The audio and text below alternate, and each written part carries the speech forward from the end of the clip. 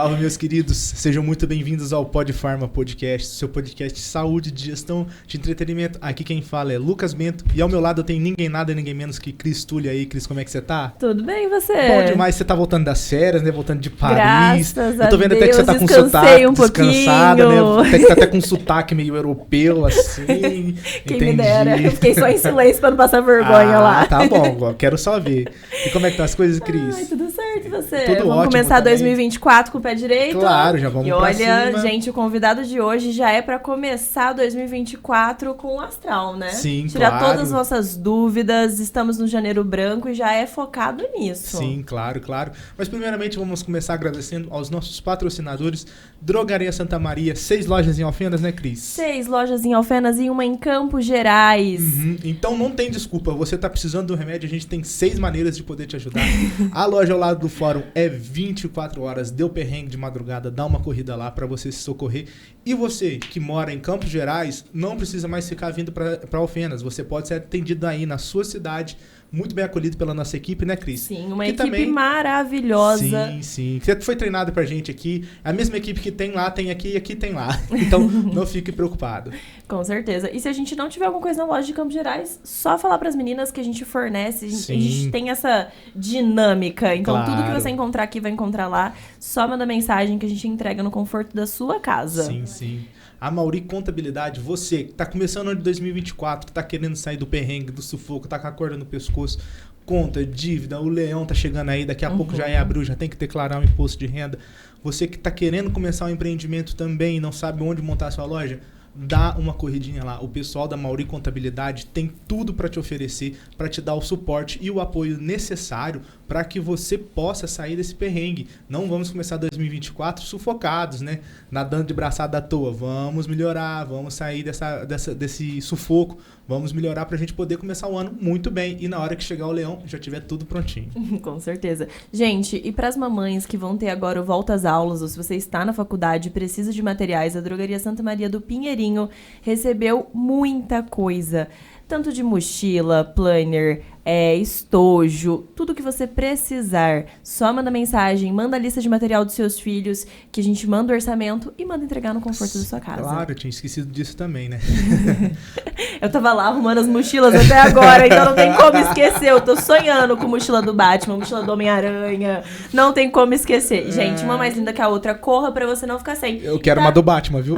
Pode deixar, vou te entregar. E com ofertas de pagamento especial. Então, à vista tá até com 20% de desconto. Louco, posso separar uma do Batman Divide no pra mim cartão mesmo. de crédito em até 10 vezes. Então, pra ter o material escolar que o seu filho quer sem sentir no bolso. Certinho. Você tá querendo começar 2024 com um carro novo, zerado? O pessoal da G-Motors, dá uma corridinha lá. Eles financiam, parcelam até 60 vezes, tem carros novos, usados, seminovos. Então, vamos começar 2024 trocando essa caranga velha e começando a andar de carro velho com ar-condicionado, porque esse verão tá arrebentando com a gente, né, Cris? Sim. Então vamos lá trocar esse carro velho aí, essa lataria, e vamos começar 2024 com um carro novinho. E o pessoal da Personalize, que está sempre com a gente, já mandaram nossas canequinhas para começar 2024 personalizados. Gente, volta às aulas também, se você quer personalizar alguma coisa dos seus filhos, caneca, garrafinha d'água. Então, manda mensagem para eles que eles têm várias opções para vocês. Sim. E a gente esqueceu mais alguém? Santa Inocência, Claro, toda uniformizada de Santa sim. Inocência, que mandaram os nossos uniformes e faz o uniforme da Drogaria Santa Maria Claro. desde sempre, né? Salvo engano, também volta às aulas aqui, o pessoal da Santa Inocência pega uniformes de Sim. escolas pra fazer, então dá uma corridinha lá. Os meninos estão ali pra ajudar vocês também, já faz o orçamento com eles, um precinho bacana. Quanto antes. Isso, uma qualidade boa, entrega rápida, né, Cris? Com Então certeza. pode correr lá que o pessoal da Santa Inocência também auxilia nessas questões de uniforme de escola, né, de volta às aulas aí. Gente, e como eu adiantei pra vocês, nós estamos no Janeiro Branco, é o mês da conscientização da saúde mental e emocional, um assunto importantíssimo, e a gente não poderia ter trago uma pessoa melhor pra falar disso. Hoje nós estamos com um convidado que é psiquiatra, formado em medicina na Universidade de Minas Gerais, atua há mais de 27 anos, depois ele me corrige se eu estiver errada na área, é psiquiatra, psicoterapeuta, além além de fazer parte do corpo docente da Unifal, nossa Universidade Federal aqui de Alfenas. Então, tem mais do que experiência para falar com a gente, né, Lucas? Sim. Seja muito bem-vindo, doutor Anderson. Um prazer tê-lo aqui no nosso podcast. Eu que agradeço o convite e quero dizer que é uma honra poder participar e poder falar desse assunto que me é tão caro, que é o trabalho com as pessoas que estão em sofrimento mental. Sim. São realmente 27 anos de experiência. É estranho quando a gente pensar que a gente tem mais tempo de experiência do que de estudo. Mas realmente em 27 anos a gente, além de aprender, estudar e ler muita coisa, a gente vê muita coisa. E a gente sabe tanto que é importante a gente uma conscientização maior, mas clara, séria, uma conscientização bem embasada do que é a importância da saúde mental e do que é a saúde mental. Sim. E o senhor estava comentando com a gente no off que não é só a busca pelo tratamento, mas também a busca em excesso, pelo excesso de informações, excesso de diagnósticos, de teste no Instagram. Então as pessoas já chegam no consultório autodiagnosticadas. Às vezes a patologia não é a patologia que a pessoa alega ter. A patologia é o fato de ficar só buscando patologias. Quer dizer, a doença dela é que ela quer o tempo todo achar uma doença que justifique as frustrações dela com o dia a dia da vida, com o dia a dia do existir, que é difícil. Viver não é fácil. E saúde mental não significa, depois acho que a gente vai falar mais disso com calma, mas saúde mental não é ficar com um sorriso na cara o dia inteiro, feliz e contente, rindo, pulando, saltitando como se tivesse tomado alguma pílula da felicidade. Saúde mental é saber encarar a vida e com as suas lutas, com as suas dificuldades, com os seus problemas, de uma maneira corajosa e eficiente. Saber, às vezes, que as coisas doem, saber lidar com a dor e saber que a gente tem que construir o nosso bem-estar, a nossa estabilidade,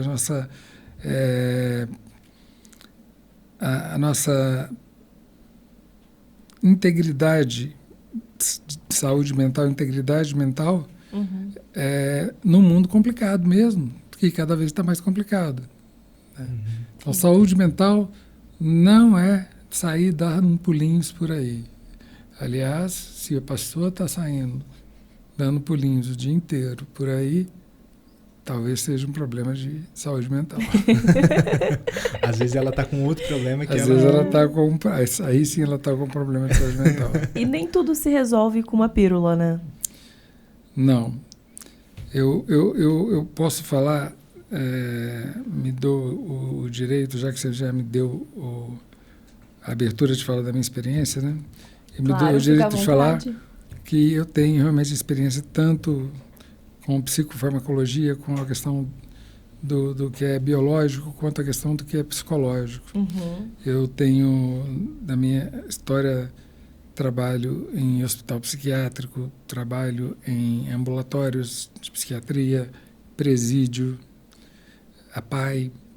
Então, já trabalhei em muitos lugares que me ensinaram muito, me demandaram muito estudo. E eu posso garantir o seguinte, que o remédio na hora certa, ele é fundamental, mas o remédio não é a pílula da felicidade. Isso eu queria falar bem claro, assim. Não existe pílula da felicidade. Existem tratamentos para doenças e sintomas que estão tornando a pessoa desadaptada para a vida, mas uma pílula da felicidade geralmente é uma droga de abuso ou é um sonho, assim, uma quimera que a pessoa imagina. Sim. Porque todo mundo quer viver sem sofrer. Mas é o sofrer, entre aspas, que bota a gente para frente. Sim, sim. A gente estava até conversando também no off, né, sobre a questão da abordagem existencialista, né, dessa necessidade da pessoa, dela assumir a responsabilidade que ela tem de si, da sua vida, né, de não ficar se culpando o mundo. Como que a pessoa pode assumir essa responsabilidade? Existem alguns conceitos assim simples, mas muito ricos em psicoterapia, psicopatologia, que podem muito orientar assim esse tipo essa pergunta que você faz. Na nossa vida, na nossa existência, existem fatos, contingências e escolhas. Fato: eu nasci. Você nasceu, Lucas. Você nasceu, Cris. Você nasceu mulher. Você nasceu homem. Eu nasci homem. Nasci naquela família. Fato. Contingência: uma coisa que pode ou não acontecer. Eu nasci numa família muito bem adaptada, uma família que funciona muito legal, uma família que me deu todo o apoio e tal. Ou ali, naquela família, tinha algum problema, alguém com alcoolismo, teve situações. Isso pode acontecer ou não na sua vida. Pode vir a acontecer na vida da pessoa que nasceu numa família legal, fato. Uma tragédia que complica a vida daquela família, uma tragédia financeira. E as escolhas. O que eu vou fazer com isso? Bom, já vou começar de cara a fazer o que talvez eu devia fazer no final. Revelar o segredo. O segredo é o seguinte: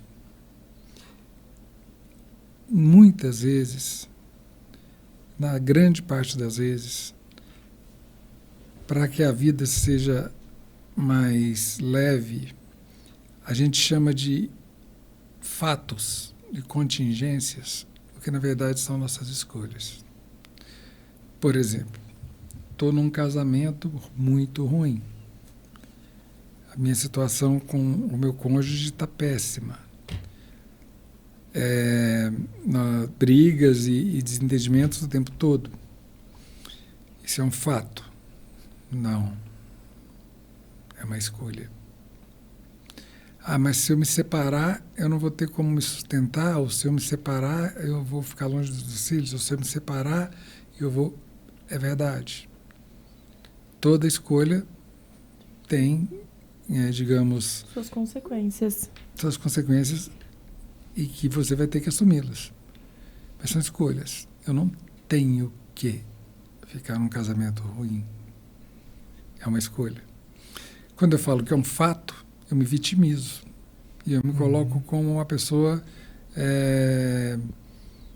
que foi escolhida para sofrer. Uma pessoa que teve o azar na vida de sofrer. Quando eu assumo que aquilo é uma escolha, falo, não, meu casamento está uma droga, mas é melhor para mim ficar no meu casamento. Ou meu casamento está uma droga, então nem que eu vá para morar num cômodo com meus 4 filhos, sei lá, eu vou sair desse casamento. Aí eu me torno dono da minha vida. E por mais que a escolha seja doída, seja complicada, seja difícil, seja cara, muito cara tomar essa escolha, é uma escolha. Então, um parâmetro já que a gente pode falar de saúde mental. A pessoa com saúde mental, ela consegue ver com mais clareza e consegue assumir com mais coragem as escolhas dela, ao invés de se colocar como vítima de fatos. Ou seja, dando um exemplo pequeno, hoje eu dei aula a manhã inteira. E eu tive que trabalhar até tarde ontem. Eu poderia ficar em casa, dormindo, até a hora de vir para cá, e não ir dar aula.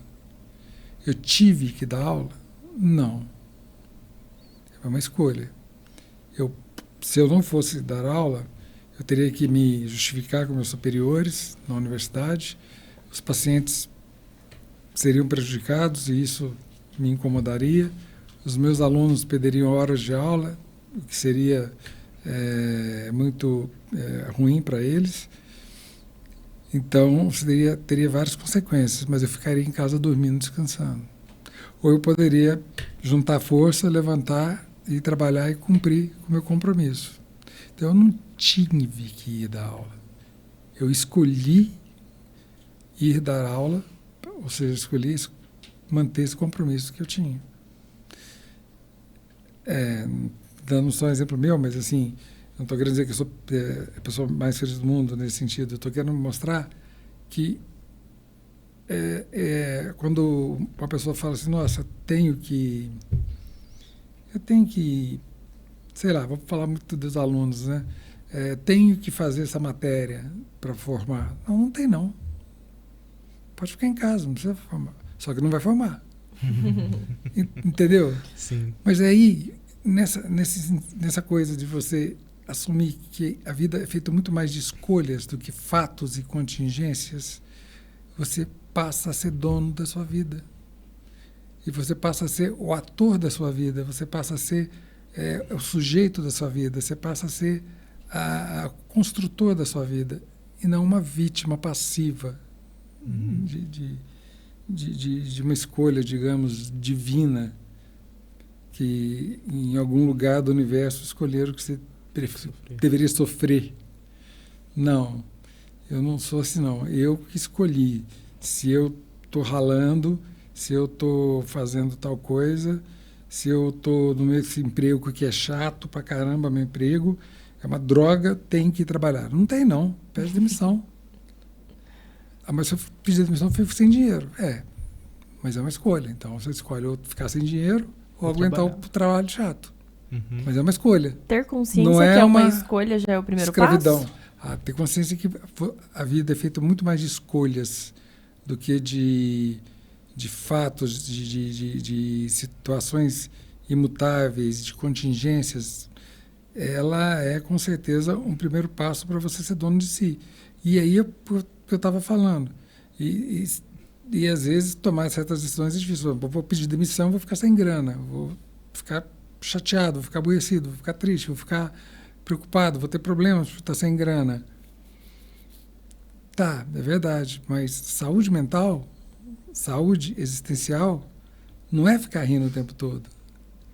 É saber lidar com essas realidades. Eu escolhi isso, meu emprego estava chato demais, não deu, eu vou ficar sem grana, isso vai ser chato, vai ser ruim, mas eu assumo isso.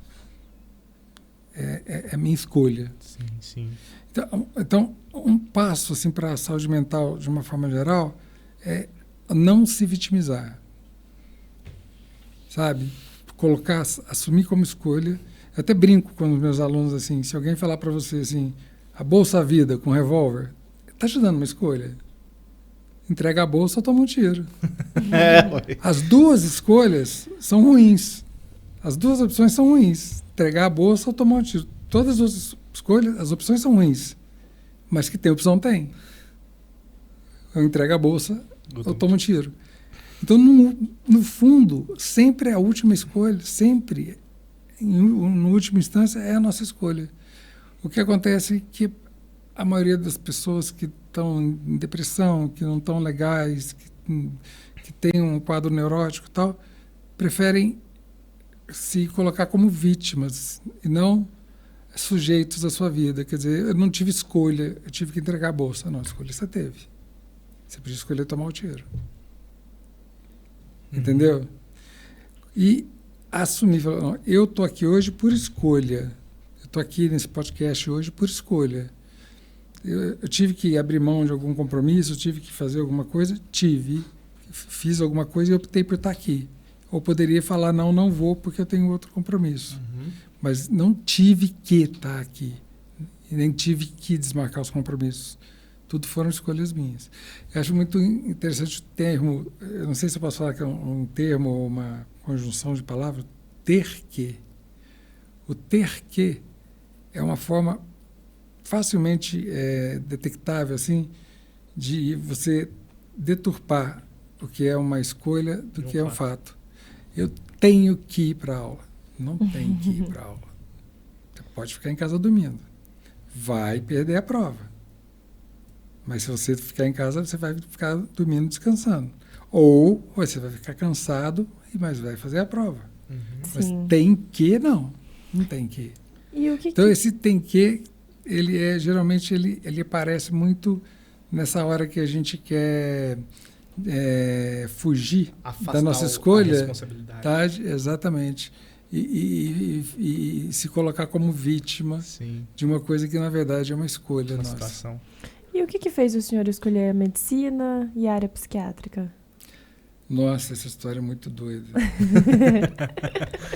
Você quer mesmo saber, gente, que loucura. Se o senhor puder compartilhar, a gente vai gostar, né, Lucas? Porque tem muita coisa assim na história. Eu queria ser médico, eu queria ser cirurgião, médico de verdade, né? Psiquiatria não existia para mim quando eu tinha, e naquela época, década de 80, a psiquiatria não era o reconhecimento que tem hoje. Hoje, a maior disputa por vagas em residência no Brasil é para a psiquiatria.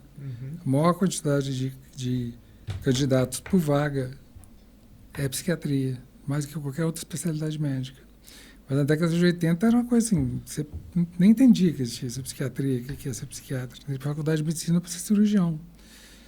Mas os meus professores, principalmente de clínica médica,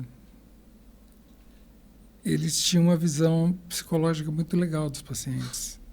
E aquilo foi me intrigando. Por exemplo, qual que é a queixa do paciente hoje quando ele vem na consulta? Tal. Mas qual que é o verdadeiro motivo da consulta? Como assim, professor? Não, ele se queixa de dor de cabeça, mas qual que é o verdadeiro motivo que traz ele aqui? E os meus professores me incentivavam a gente a olhar isso. Os meus colegas achavam isso um saco. Mas isso me interessou. Eu comecei a achar legal. E aí eu comecei a ler um pouco de psicologia, ler um pouco sobre psicossomática. E isso foi me apaixonando, me apaixonando, me apaixonando. E eu já gostava de neurociências, fiz um estágio grande em neurologia, mas minha grande paixão é a psiquiatria. Eu vendo que sempre existe um motivo, que tinha um motivo da consulta, tinha uma coisa que levava as pessoas a... Por que tem dor de cabeça há 3 meses, por que veio agora? Sabe? Assim, a coisa do compreender aquele ser humano de uma maneira maior do que simplesmente atender aquela queixa, dor de cabeça e tratar a dor de cabeça. Sim. Eu comecei a ler, comecei a estudar, comecei a pesquisar, acompanhar um professor lá, fui me apaixonando. Eu lembro que na época os meus colegas de turma, quando eu falava que queria ser psiquiatra, me gozavam. Meu pai, ele tinha antigo, né? Eu falei para ele que, pai, eu vou ser psiquiatra. Ele falou, você não quer ser médico mais? tinha essa, sabe, ele, coitado, ele não tinha essa visão, né, da psiquiatria como medicina. E a psiquiatria, vou fazer uma propaganda aqui. A psiquiatria é a coisa que eu falo com meus alunos. Se você está estudando neurociência, neuroquímica, estudando o modo de ação de um medicamento, a química da ação do medicamento, até a bioquímica é psiquiatria. Se você está estudando um livro de sociologia para entender um contexto psicossocial, por exemplo, eu estava comentando hoje com os alunos da modernidade líquida do Bauman. Se você lê um livro de um filósofo, um livro com esse viés sociológico para entender por que a sociedade e as relações hoje são tão fluídas, tão líquidas, sem solidez, isso é psiquiatria. Então, a psiquiatria, ela é a área da medicina que trata desde o mais micro do ser humano, a bioquímica, até o mais macro, por exemplo, é a parte da relação do homem com o transcendente, com Deus. Todo o Congresso Brasileiro de Psiquiatria tem mesa redonda de espiritualidade e psiquiatria. No livro, tratado oficial da Associação Brasileira de Psiquiatria, tem capítulo de espiritualidade. Jura? Sim. Porque a saúde é o bem-estar biopsicossocial e espiritual. Então, o psiquiatra, ele transita em todas essas áreas. O bom psiquiatra, né? Transita em todas essas áreas do conhecimento humano. Então, quando a gente se apaixona pelo ser humano, quando a gente se apaixona por essa criação maluca de Deus aí, por esse ser tão complicado, por esse objeto tão complexo que é o ser humano, não o corpo humano, né? Você acaba se apaixonando pela psiquiatria. Eu brinco muito também, já é brincadeira, gente, brincadeira, que eu decidi ser psiquiatra quando eu assisti O Silêncio dos Inocentes no cinema. Eu estava na faculdade. Não sei se vocês lembram desse filme, com Hannibal Lecter, um psiquiatra, ele ganhou o Oscar, era um psiquiatra que... Eu já ouvi falar o nome, mas eu não cheguei a assistir. É um psiquiatra que estava preso por ter matado e devorado. Ele era canibal, ele matava as pessoas e devorava. Meu Deus. E ele estava preso, e era considerado um preso muito perigoso, mas um gênio da psiquiatria. E o FBI tenta convencê-lo a ajudar o FBI a prender um outro serial killer lá, né? E eu lembro assim que me fascinava muito, assim, não, claro, que ser canibal, não, mas quando ele aparecia, o ator Anthony Hopkins aparecia, né, que fazia o psiquiatra, como ele trazia, ele discutia coisas do ser humano com uma profundidade, assim, como se ele tivesse um olhar de raio-x da alma humana. Ele, no filme, ele tinha essa coisa, né? E aí eu falei, nossa... Conseguia fazer uma leitura das pessoas. Nossa, isso é muito legal. Não, então eu decidi, não vou matar ninguém, né? Não vou comer ninguém, não vou ser canibal, mas ser médico da alma, ser capaz de, ao mesmo tempo, entender como funciona o cérebro, como funciona o estômago que vai absorver a medicação, como é que a medicação passa pelo fígado, entender aquele corpo, mas fazer uma leitura da alma. Esse personagem me influenciou muito, assim, na grandeza que é a psiquiatria, entendeu? Aí eu brincava, assim, mas não foi por causa dele, né? Eu fui assistir o filme porque eu já queria ser psiquiatra. Eu sabia da história. Assistam, Silêncio dos Inocentes, é um filme clássico.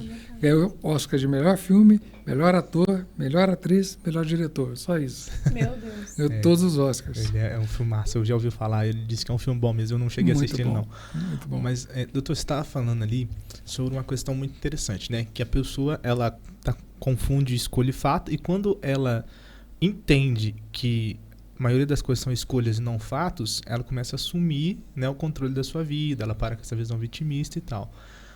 Mas eu acho que a gente chega no segundo problema, que é assumir a responsabilidade da escolha, que acho que é o segundo passo, que eu acho que é o passo mais difícil também da pessoa que, né, tem esses problemas com emoções.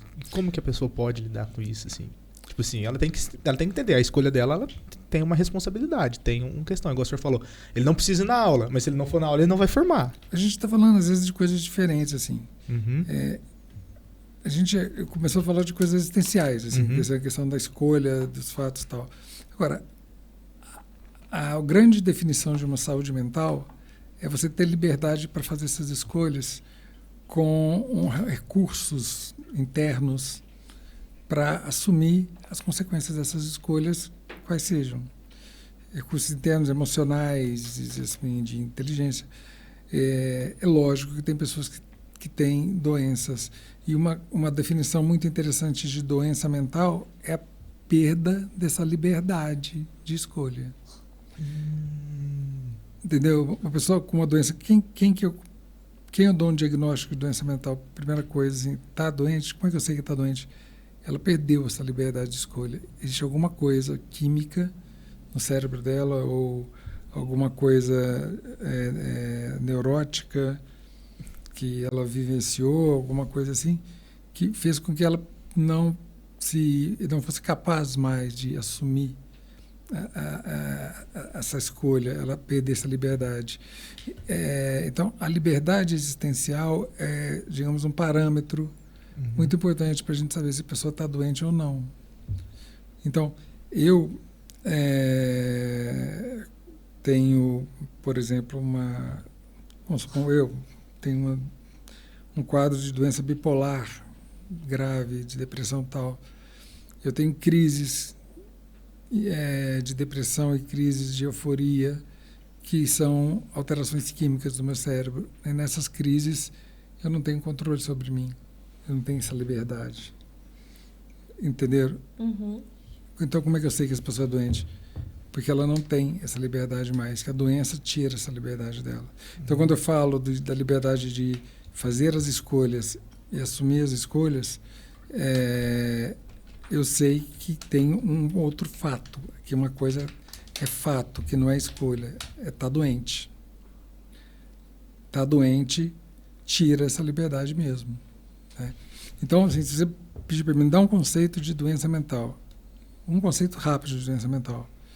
Doença mental é um estado psicofisiológico que tira do indivíduo a possibilidade de escolher de forma livre e de forma adaptativa a vida que ele vai seguir. No dia a dia, para sempre. No dia a dia e para o futuro. Então, se a pessoa tem alguma coisa que impede que ela possa fazer escolhas de uma forma livre e lidar com as consequências da escolha, tanto com as coisas boas ou ruins que sejam, mas assim, lidar com as consequências da escolha, se ela tem alguma coisa que é biológica, mau funcionamento químico cerebral, ou uma neurose grave, porque ela fez, no desenvolvimento dela, desenvolveu quadros neuróticos muito graves, ela tem uma doença. Então, ela perde essa liberdade. E essa pessoa existe, é claro que existe. Né? Então, assim, quando eu falo assim, questão da liberdade, parece que eu estou falando que todo mundo... não existe doença mental, que todo mundo finge que tem doença mental, mas, na verdade, tem liberdade. Não. É claro que tem essas situações. Eu lido com essas situações. São as situações com que eu lido como psiquiatra são não com as pessoas que dão conta de assumir as escolhas. Isso. Eu lido com as pessoas que não dão conta. E muitas vezes não dão conta porque tem uma alteração bioquímica, psicológica, que faz com que a capacidade delas de escolher ou de lidar com as consequências das escolhas, ou os dois, esteja muito limitada e muito prejudicada. Sim. E quando essas pessoas não estão dando conta, quando você tem uma mãe ou um parente próximo que está em um quadro, por exemplo, de depressão, cabe a esse parente levar ela até o médico, já que ela não vai ter essa escolha? Livre. Depende do nível. Uma depressão leve, a pessoa ainda tem uma capacidade de escolha e uma depressão, assim, digamos, que a gente chamaria de uma depressão menor, assim, uma capacidade de falar, não quero tratar, quero viver essa dor, eu não acredito em remédio. Porque a verdade é que a gente vive muito de crenças, né? A gente acha que a gente vive muito, a gente decide e faz as coisas muito pelo que a gente sabe, mas na verdade a gente faz muito mais pelo que a gente crê do que pelo que a gente sabe, ou seja, a gente sabe menos do que a gente crê. Um exemplo aqui, a gente passa por um caminho para ir para casa, tem 3 caminhos diferentes. Eu creio que esse caminho é o melhor, mas eu nunca realmente medi quantos metros, se eu vou gastar mais gasolina nesse caminho e tal. Muitas vezes eu não sei. Então, essa pessoa, ela crê que ela dá conta daquilo, que ela crê que não precisa de remédio, ela crê que não precisa de tratamento, e o nível disso, dessa doença, desse sofrimento mental dela, não está tirando dela essa capacidade de escolha, essa capacidade de decidir, aí a decisão é dela. Agora, quando o paciente entra num estado em que, por uma doença, ele perde a capacidade de escolha, com certeza a família tem que tomar providência. Eu falo isso muito para os meus pacientes, às vezes. Os pacientes, por exemplo, eu tenho pacientes hoje, a minha clínica hoje, eu tenho pacientes no consultório particular, tenho pacientes no CAPS, eu tenho pacientes na universidade, ambulatório de psiquiatria, tenho pacientes internados em hospital, trabalho no hospital psiquiátrico. Né? E eu falo muito, por exemplo, para os pacientes que estão internados, que se eles pararem de tomar remédio, eles vão entrar em crise. Se eles entrarem em crise, eles vão perder essa capacidade de escolha. E aí, se a família interná-los, a família provavelmente vai interná-los de novo, porque senão os internar, eles vão acabar tendo um problema grave, se matando ou fazendo alguma coisa grave, né?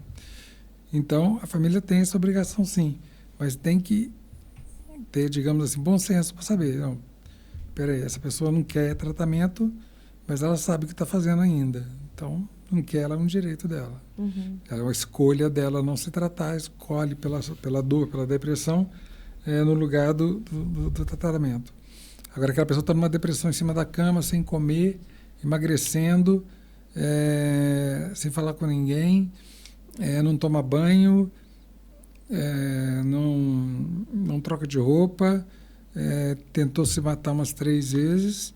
Essa pessoa não tem condições de escolher nada, ela não está em condições de tomar decisões. Aí as pessoas têm que tomar decisões por ela.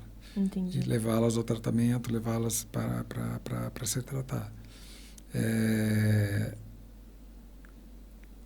A gente, no Brasil, o nosso país latino ainda é muito caloroso nessa questão familiar, né? Assim, a gente tem muito assim, vínculos com tios, com primos, não sei o quê. Então, essa questão, a gente ainda tem muitas pessoas próximas da gente. A gente não é que nem países, por exemplo, anglo-saxões, em que as pessoas são muito mais sozinhas, solitárias, né? Então, ter uma família legal que preste atenção e fala, agora não. Agora... é a hora de tomar uma decisão. Então, agora acabou. Até agora você decidiu não tratar, mas... Então, você tem 3 dias que você não come, você emagreceu 5 quilos em 2 semanas.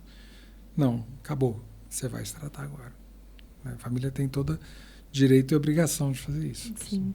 Acho que você falou uma coisa muito importante sobre o parar de tomar o medicamento. Eu trabalho no balcão de farmácia e a gente escuta muito quando o paciente vai comprar, eu preciso desse, e esse daqui não sei se eu vou querer porque acho que eu vou parar. Aí você tem que intervir. Mas o senhor conversou com o médico, por que vai parar? Eu tô bem, eu não preciso mais. Então, o senhor tá bem, às vezes é por conta do medicamento. Se vai parar, precisa ir até o médico para verificar como vai acontecer isso, né? Eu estava falando, a gente é movido muito mais por crença. No dia a dia por aquilo que a gente acredita do que por aquilo que a gente sabe, né? Então, o paciente, por exemplo, acredita que aquele remédio não precisa mais daquele remédio e em detrimento a um conhecimento, a um saber psiquiátrico que fala que precisa daquele remédio por muito mais tempo, né? E isso é tão interessante, tão doido, assim, que às vezes a gente tem que fazer medicações, a gente tem que prescrever medicações de um jeito, por exemplo, quase que uma arquitetura de comprimidos. Por exemplo, uma pessoa tem um remédio que existe de 100 miligramas e de 25 miligramas no mercado.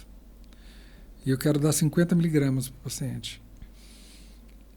É preferível dar metade do de 100, porque psicologicamente eu estou tomando só meio comprimido. Eu estou tomando um pouquinho. Se eu tomar 2 de 25, eu estou tomando 2 comprimidos. É muita coisa. Estou tomando mais. Então, até isso faz diferença. Então, assim, não, estou tomando um pouquinho. Tem que partir o comprimido para tomar, não precisa de tudo. A miligramagem é a mesma, 50 miligramas. Mas a miligramagem com cara de meio comprimido, na crença do paciente, muitas vezes é diferente. E olha, essa crença não tem nada a ver com o nível cultural, viu? E quando a pessoa está doente, quando a pessoa está num lugar de paciente, ela pode ser uma pessoa semi-analfabeta, quanto a pessoa pós-doutor, tal, não sei o quê, que as crenças ainda vão ser mais fortes do que o sabe. E nesses momentos delicados, querendo ou não, a gente quer se abraçar a qualquer coisa que vá trazer o mínimo de conforto, né? Na crise, assim, o paciente muitas vezes é muito disciplinado com remédio. Na manutenção, e a gente precisa saber que a doença psiquiátrica que trata rapidinho é 1 ano e meio, 2 anos de tratamento. Essa é a rápida. É rapidinho, tratou rapidinho, tomou remédio há pouco tempo. 1 ano e meio, 2 anos. Depois que a pessoa melhora, mas aquela coisa, já melhorei, para que eu tenho que continuar remédio? Uhum. A gente tenta dar um exemplo. Que nem a pessoa que tem pressão alta. Se ele toma remédio, a pressão dele fica normal, mas porque toma remédio. Uhum. Se parar, a pressão sobe. Então, a mesma coisa dos remédios. Mas, assim, é interessante como a gente tem pouca oportunidade de dar alta para o paciente, porque o paciente geralmente se dá alta primeiro. Uhum. E esses que se dão alta primeiro voltam. Aí que mora o perigo, né? Esses que se dão alta primeiro têm recaída. A gente programa um tratamento para 2 anos, o paciente toma remédio 6 meses e some. 6 meses depois volta com tudo de novo, né? Começando tudo de novo. Sim, sim. Então, eu acredito que eu não preciso tomar remédio. Eu acredito... Porque existem 2 tipos de pacientes nesse sentido. Aqueles que, se tomar remédio, vai acreditar que... eu não sou dono da minha vida. É muito humilhante para mim precisar de um remédio para eu estar bem, para eu me sentir melhor, para eu me sentir bem-estar. Isso tira minha autonomia. Então, assim, tomar o remédio significa que eu sou dependente de alguma coisa química e tal, para poder ter a minha autonomia. Então, eu não tenho autonomia. Eu sou um dependente de remédio. Não tem nada a ver ser dependente, é um tratamento. Uhum. E tem aquele outro paciente que é o contrário, né? Que a vida é difícil, a vida é complicada, a vida é danada, a vida não está nem aí para o nosso planejamento. E isso é claro. A vida não está nem aí para o seu planejamento. Você vai sair de casa para vir para cá, vai sair de cá, tá hora, chega lá, o pneu do carro está furado. Não é? A gente está aqui fazendo esse podcast aqui legal, tal, não sei o que, e acaba a luz. Nem brinca, já aconteceu. Não fala 3 vezes que acontece de novo. Não, pode acontecer. Mas a vida não está nem aí para o nosso planejamento. Né? E é uma coisa interessante, porque o senhor então, fala... tem aquele paciente, então, que não dá conta de lidar com isso, que a vida não está nem aí para o planejamento dele. Então, qualquer decepção, assim, eu planejei que minha vida vai ser assim assado. Então, a vida dificultou, não foi fácil, não consegui tal, não sei o quê. Só tem uma explicação, eu sou doente. Uhum. E eu sou doente, eu tenho que tomar remédio. Que vai ser o que vai querer tomar 1000 medicamentos. Então, um para acordar, um para dormir, um para comer. Exatamente. Então, e um às para parar vezes, de comer. essa questão da doença, questão da patologia mental, a patologia mental está naquele paciente que não quer aceitar a patologia e está também naquele paciente que quer ter patologia de tudo quanto é jeito. Patologia para justificar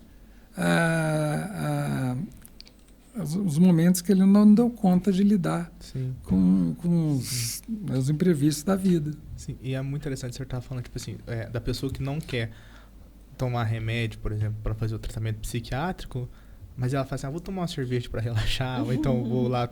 E já mistura o controlado com a cerveja. E vou fumar uma cannabis aqui e tal. Então, tipo assim, a pessoa ela não quer se ver vinculado com... Isso, está uma febre agora. A questão de cannabis com tratamento psiquiátrico. Canabidiol. Então, eu tenho visto a pessoa passando canabidiol para tudo, para ansiedade, para depressão, para fobia, para não sei o que, não sei o que. A verdade é que, gente, isso está um absurdo de falta de rigor científico. Não tem nada aqui em base. Nada. O canabidiol só tem uma indicação científica clara, que é aquela epilepsia, uma síndrome de Lennox-Gastaut, uma epilepsia rara, grave, em crianças. Tipo, ficar dando canabidiol para idoso com Alzheimer, que eu já vi, para insônia, para ansiedade, para depressão, é um erro científico assim, muito grande. Porque, normalmente, supondo que o remédio fizesse efeito para isso, ele é dado em dose muito baixa. A dose que é dada para uma criança que tem esse tipo de epilepsia, vamos supor, comparar a dose de canabidiol, é a mesma dose que, se o remédio realmente melhorasse uma depressão, você teria que tomar. Só que ninguém prescreve, então, nessa dose. Então, por exemplo, para uma criança que tem essa epilepsia, tomaria 40 gotas de uma solução de canabidiol 3 vezes por dia. Aí o médico passa para depressão 3 gotas à noite. Entendeu? Quer dizer, supondo que realmente fizesse efeito, seria 40 gotas 3 vezes por dia. E não 3, 4, 5 gotinhas à noite. Então, a coisa está muito mais, digamos assim, festiva, digamos assim, está uma moda do que uma coisa baseada em evidências, baseada em ciência. Sim, sim. É muito interessante a gente trazer... O pessoal brincou no congresso, último congresso de psiquiatria, que é o placebo mais caro que tem, né? Placebo é quando você toma um remédio que não está em quantidade para fazer efeito ou não vai fazer efeito. E é caro pra caramba, né, canabidiol? Então, o pessoal brinca que é o placebo mais caro que já teve no Brasil. Que o pessoal está passando canabidiol para tudo. O efeito, pela quantidade que passa, é quase uma dose homeopática. Então, está sendo o efeito placebo mais caro que tem no Brasil hoje em dia. Mas é bom a gente trazer essa informação até mesmo para desmistificar na cabeça do povo. Porque, assim, na cabeça deles estão achando que canabidiol realmente... Resolve tudo. Ele troca até pneu do carro. Não, queda de cabelo, unha encravada, tudo. Conjuntivite. Pinga 3 gotinhas no olho e tchau. Exatamente. E não é assim, não. Pode vir a ser. Não estou falando que não vai vir assim. Vamos supor que daqui a alguns anos... tenha embasamento científico. Para uma dose de uso de canabidiol para esquizofrenia. Mas hoje não tem. E o pessoal está usando. Assim. E tem risco essa prescrição não científica? Isso que está, porque o risco é não fazer o tratamento legal, porque geralmente quando dá canabidiol, dá umas gotinhas de nada. Que não vai fazer efeito nenhum, praticamente. O risco é financeiro. O risco é financeiro e o risco é deixar de tomar o remédio que realmente pudesse fazer o efeito, que é um remédio que tem a medicina. A medicina, eu estou falando, a psiquiatria viaja por várias áreas. A área ligada à psicofarmacologia, à neurociência, ela tem que ter um rigor científico muito grande. O método que a gente chama de medicina baseada em evidências. E evidências o quê? Evidências estatísticas de trabalhos científicos sérios. Então, você não pode simplesmente chutar. Você tem que... Tal remédio serve para tal coisa? Tá, vou ver um estudo aqui. Tem um estudo que pega 1.000 pessoas, metade dá o remédio, metade dá um placebo, né? Uma farinha. E as pessoas que tomam o remédio melhoram, as que tomam farinha não melhoram. Assim, estou assim, simplificando um estudo científico. Esse é um estudo baseado em evidências. A medicina baseada em evidências tem que guiar a gente o tempo todo na questão da psicofarmacologia, de medicar, de não medicar. Né? Por outro lado, o psiquiatra tem que ser capaz de virar a chave, porque na hora de ouvir o paciente, ouvir a dor do paciente, lidar com o ser humano que está ali, não é mais medicina baseada em evidências, é psicologia,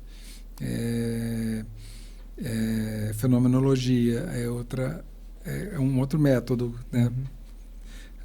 Saber ouvir não é uma coisa científica, é uma coisa de um aprendizado, digamos, quase que humanista e filosófico. Sim. Certo? Mas para medicar, tem que ser baseado em evidências. E o tal do canabidiol só tem estudos baseados em evidências para essa epilepsia. Entendi. Ele como placebo, se a pessoa acreditar que está fazendo efeito, já dependendo do caso... Com certeza. Se a pessoa acreditar muito, isso a gente chama de efeito... esse tipo de crença entra dentro de um conjunto de fatores que a gente chama de fatores moderadores de um tratamento. Tudo que tem a ver com o tratamento antes do tratamento começar. Sim. A crença do paciente em relação ao tratamento, positiva ou negativa, Sim. ela influencia muito no resultado positivo ou negativo. Sim. Então, se o paciente acreditar que, sei lá, comer uma colher de pó de café pela manhã vai curar, sei lá, eu tinha um professor na faculdade, professor Bernardo, de dermatologia. Ele fez um trabalho, isso com verruga. Ele pegou vários pacientes com verruga comum, e entregava um vidro de água com anilina. E falava que é um remédio importado da Alemanha, mas que tinha, pela bioquímica do corpo, tinha que ser usado, tinha que ser pingado na verruga às 2h35 da madrugada, durante 4 dias seguidos, fazer todo um ritual. E a maioria das verrugas sumiram. Meu Deus. E era água com anilina. Então, essa capacidade da crença no tratamento, ela é muito poderosa, sim. Muito poderosa. Mas ela tem um nível de poder, por exemplo... O paciente, ele fazia isso com pacientes saudáveis mentalmente. Você não vai pegar um paciente, por exemplo, com esquizofrenia, com doença mental, e tentar fazer uma coisa dessa, porque a cabeça dele não cabe esse tipo de crença, esse tipo de coisa. O canabidiol, ele não está padronizado ainda, né? Nem em questão de concentração, nem em questão de dosagem. É uma confusão, está de acordo com a prescrição de cada médico. Até para a indústria farmacêutica tem muitas associações fazendo. Você vê muito mais que assim, mas você vê sempre assim, 10 gotas, 15 gotas, 5 gotas, 8 Depende gotas. da concentração, porque eles têm concentrações muito variadas. E a concentração vai variar de THC e de CBD. Mas você vê assim, dosagem assim, tipo 80 gotas? Não. Que é o que o pessoal da epilepsia toma. Eles tomam 80 gotas de canabidiol? 40 gotas, 3 vezes por dia. Uma coisa mais ou menos assim. Estou querendo dizer o seguinte, que a dose que o pessoal está experimentando... Para fazer o tratamento psiquiátrico? Está fazendo os experimentos, assim, digamos, não científicos. Não é a dose que o canabidiol se mostrou efetiva numa doença verdadeira, entendeu? Ô, doutor, você comentou com a gente que o Janeiro Branco, ele é um segundo Setembro Amarelo, né? Porque nós temos Setembro Amarelo, né? Suicídio, né? E o Janeiro Branco sobre a conscientização da saúde mental. Então, mais uma vez, para a gente reforçar a importância do diagnóstico, a importância de você... procurar ajuda quando necessário, até para ver se é necessário, né? Se você não está se diagnosticando. Mas acho que a doença do século está sendo a ansiedade, né? A ansiedade ela é uma doença em si mesma, mas ela também é um sintoma, né? E o que é a ansiedade? Fenomenologicamente, a ansiedade é uma vivência de que o tempo está correndo mais rápido do que você dá conta de acompanhar. E essa vivência, para ser uma ansiedade, digamos, clínica, isso faz com que você tenha as sensações corporais, digamos, de preparação do seu corpo para correr atrás disso. Ou seja, uma descarga de noradrenalina, de adrenalina. Então, a pessoa ansiosa tem tremor, mão úmida, taquicardia, se sente aflita, mas se sente sempre atrás, sempre está para trás assim, da vida, sabe? Ela não sabe o que vai acontecer, de que ela está, contra que ela está correndo, atrás de que ela está correndo, mas ela tem a impressão que sempre ela está correndo atrás de alguma coisa e perdendo a corrida. E uma sensação também de que essa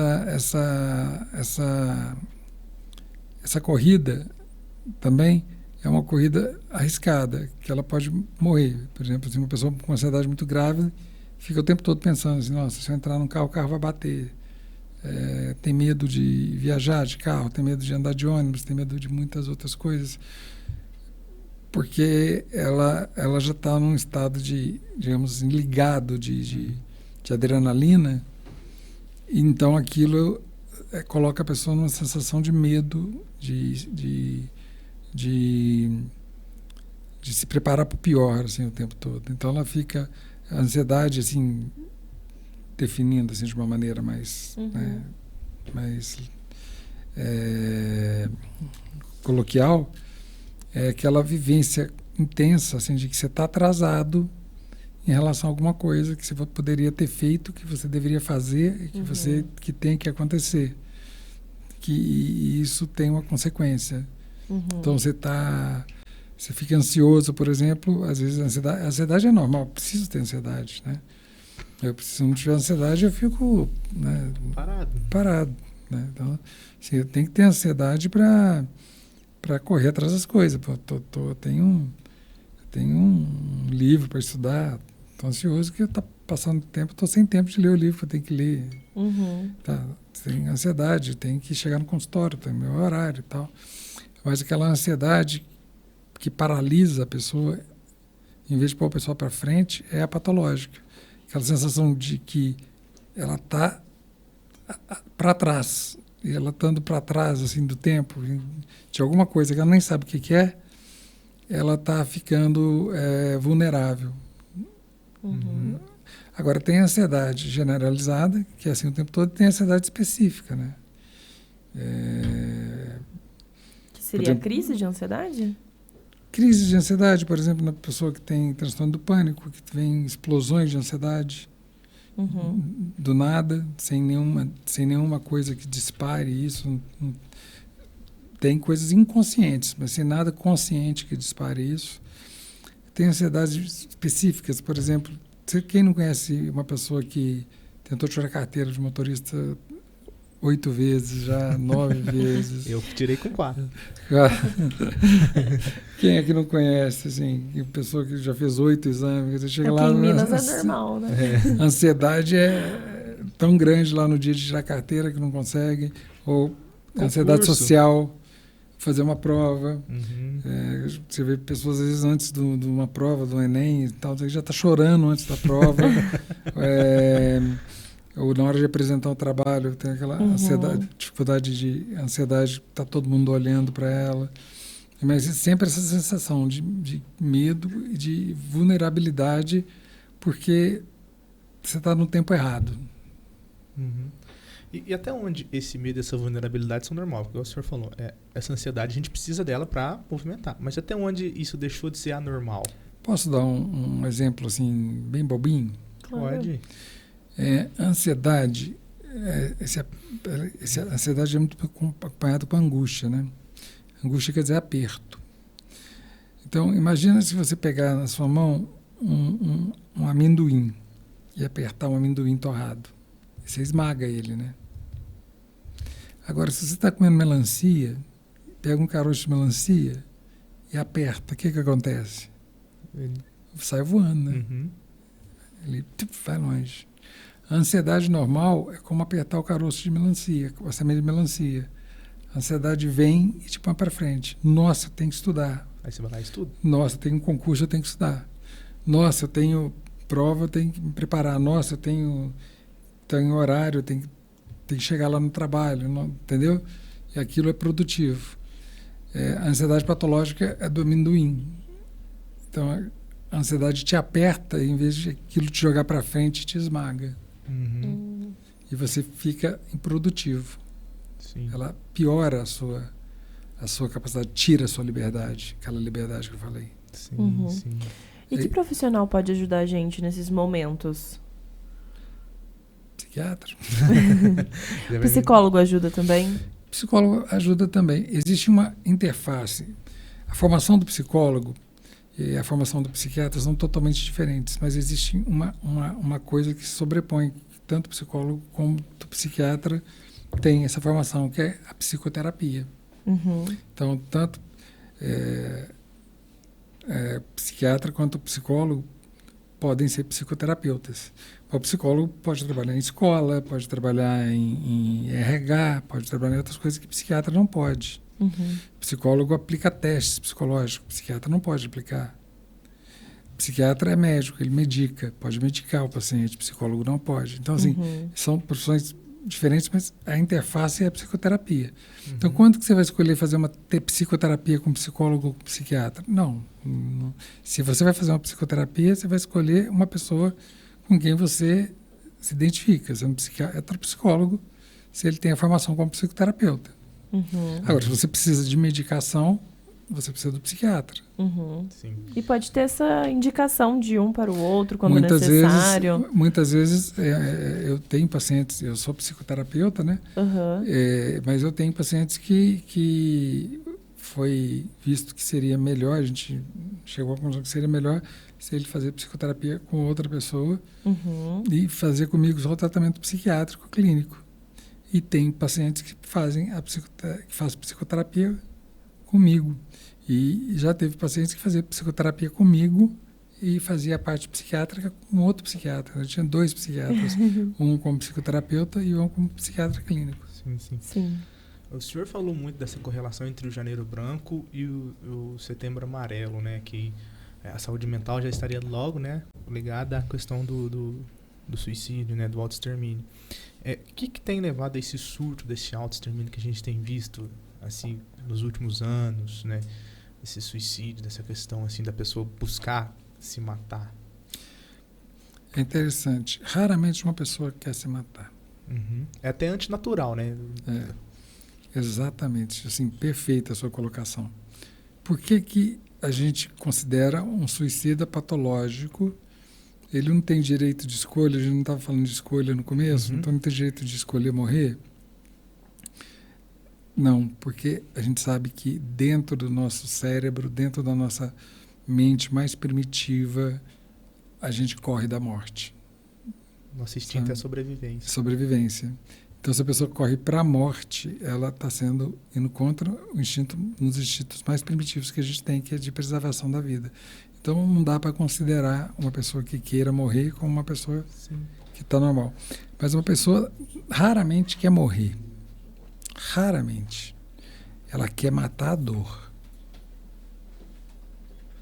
Morrer é uma contingência, é uma coisa que vem junto. Uma coisa que eu pago o preço, assim. Não, para eu parar com essa dor, eu preciso morrer? Então tá, eu morro. Mas o que eu quero matar é a dor. Me dá a opção de matar essa dor sem eu precisar morrer, que eu vou optar por matar a dor sem precisar morrer. Na maioria das vezes. Agora, tem muitos tipos de suicídio, né, que são mais raros. Né? Suicídio de pacientes psicóticos, esquizofrênicos, que os delírios mandam eles se matarem. Tal. Esses suicídios são muito mais complexos, muito mais incompreensíveis, muito mais dramáticos, porque tem a ver com essa perda total da capacidade de razão, que é a loucura, que a psicose traz para o paciente. Mas a maioria dos suicidas que a gente vê são pessoas que estão numa situação de angústia em que o remédio para a angústia é o que eu quero matar essa dor. Eu quero matar essa dor. Eu vou morrer junto. Acaba que eu vou morrer junto, mas a dor eu vou matar essa dor. Mas eu vou morrer junto, mas matar a dor eu vou. Sim. Então, como último recurso para matar a dor. Na maioria das vezes. Sim.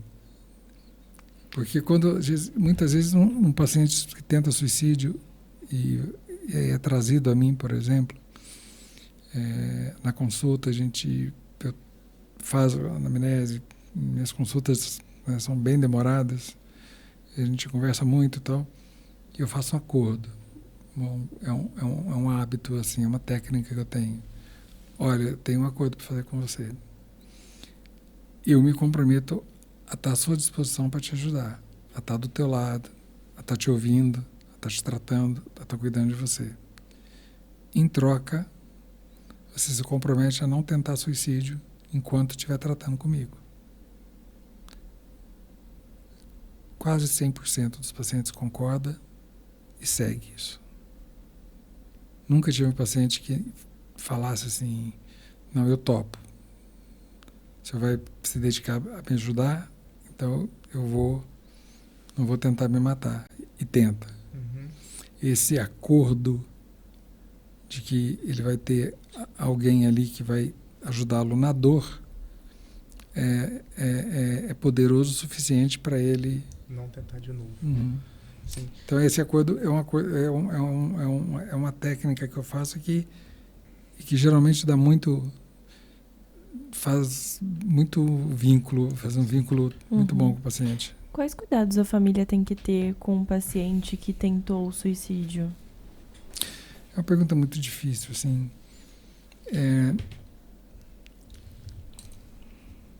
Tentar suicídio é um fenômeno muito complexo. Suicidar é uma coisa. Tentar suicídio é outra. Inclusive a estatística, quando a gente vai trabalhar com estatística disso, a gente trabalha tentativas de suicídio e suicídio, são coisas diferentes. Né? A tentativa de suicídio, ela pode, em si mesma, ser a solução, dependendo do que a pessoa quer. Por exemplo, a tentativa de suicídio vai ser o que vai falhar, e falhando eu vou mostrar, as pessoas vão ver que a coisa comigo está séria. As pessoas não é que a pessoa que está fazendo aquilo para chamar a atenção, mas inconscientemente ela tenta matar a dor, mas ela não consegue, ou não tem tanta coragem, falha assim e tal, mas consegue esse reconhecimento de que ela realmente precisa de ajuda. Né? Então, às vezes, a maior parte das vezes, quando a pessoa tenta suicídio e se recupera tal, os cuidados que a família tem que ter, que são cuidados básicos, não deixar remédio. Eu falo para quem vai dar o remédio é você, eu falo para a mãe, para o marido, para a esposa, sei lá. Quem vai cuidar, estou entregando a receita na sua mão, você que está responsável pelo tratamento. Você vai entregar para ele o comprimido na dose certa, tal. Valorizar a dor da pessoa, independente de você achar que aquilo não é motivo para sofrer. É uma coisa que é difícil a família entender. Quer dizer, eu quero morrer porque eu não passei no vestibular para direito. Mas isso não é motivo para sofrer, não. Não é motivo para você. Não é motivo para você não querer morrer, mas para aquela pessoa que tentou se matar Entendeu? Assim, se colocar no lugar daquela pessoa. Empatia, né? Empatia. E incentivar aquela pessoa para a vida. Trazer aquela pessoa para a vida. Assim, a família dá obrigação, dá serviço. Está muito deprimida no começo, tem que tomar remédio, está mais de cama, está mais sonolenta, tudo bem, mas assim que começar a dar conta, trazer para a vida. Sabe? Vamos ajudar aqui na faxina da casa, vamos no supermercado, vamos fazer isso. Jogar uma bola. Vamos viver, mas sem encher o saco, porque a família tem mania de encher o saco. Vamos sair para dar uma caminhada. Vamos sair para dar uma caminhada. Tem que sair para dar uma caminhada. Você não caminha, você fica aí deitado. Isso, a pessoa quer morrer de novo. Pior. Fica essa falação na cabeça. Agora eu quero morrer por causa da falação. Por causa da falação. Se falação resolvesse, é fácil demais. Assim, a gente gravava umas coisas e a pessoa ouvia 1000 vezes e pronto. Que tal agora? Tem que ir no supermercado fazer compra. Vamos junto? Não quero. Vou fazer uma boa para você. Você vai, sei lá, ver como é que é o supermercado, ver as coisas, você pega uma coisa que você queira e tal. Então eu vou. Então ir trazendo aquela pessoa para a vida. Agora, existe uma coisa que é difícil para mim falar, porque eu acho que vai ser muito controversa, mas quando a pessoa quer se matar, quando a resolução de se matar, ela ela toma uma força muito grande, dificilmente a gente consegue impedir. Dificilmente. As pessoas se matam assim, em locais que a gente não acredita, sabe? Dentro de hospital psiquiátrico. Então a gente teria todos os cuidados do mundo para não acontecer. Para não acontecer isso. Então a gente tem que ter muito cuidado quando a depressão está a esse ponto, quando a coisa está a esse ponto que a pessoa quer porque quer e vai querer mesmo. A gente tem que ter a humildade de saber que se acontecer não é culpa de ninguém. Também. Sim. Não estou falando que não é para... Entenderam? Acho controverso isso que eu estou falando. Não é que o suicídio não não tem como se prevenir o suicídio. Estou falando que tem como se prevenir. Estou falando que há casos, exceções, que é impossível prevenir. E o que acontece depois desse suicídio? Que a família, que os amigos... ficam se culpando. Exatamente. Eles desmoronam se culpando sobre isso. Se eu soubesse... Se eu tivesse feito tal coisa.